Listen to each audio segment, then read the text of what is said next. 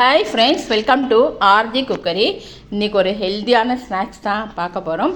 அதாவது பைத்தம்பருப்பு வச்சு பைத்தம்பருப்பும் அவிலும் வச்சு தான் ஒரு ரொம்ப ஹெல்த்தியானது பார்க்க போகிறோம். இதை குழந்தைங்களுக்கு இந்த டப்பாலையும் வச்சு கொடுக்கலாம். ஈவினிங் வந்தாட்டும் ரொம்ப பசியோடு வருவோம், அப்போவும் நமக்கு பண்ணி கொடுக்கலாம். ஒரு கப்பு பைத்தம்பருப்பு அரை மணி நேரம் ஊற வச்சுருக்கேன். அவலும் அரை கப்பு எடுத்து ஒரு 10 நிமிஷம் ஊற வச்சுட்டு ரெண்டும் நல்லா தண்ணி வடிகட்டிட்டு நம்ம அரைச்சி எடுத்து ஒரு பாத்திரத்தில் போட்டுருவோம். அதில் கொஞ்சம் உப்பு, தேவையான உப்பு, கேரட்டு, ஏன்னா கேப்சிகம்லாம் இருந்தால் எல்லாம் போட்டுக்கலாம்.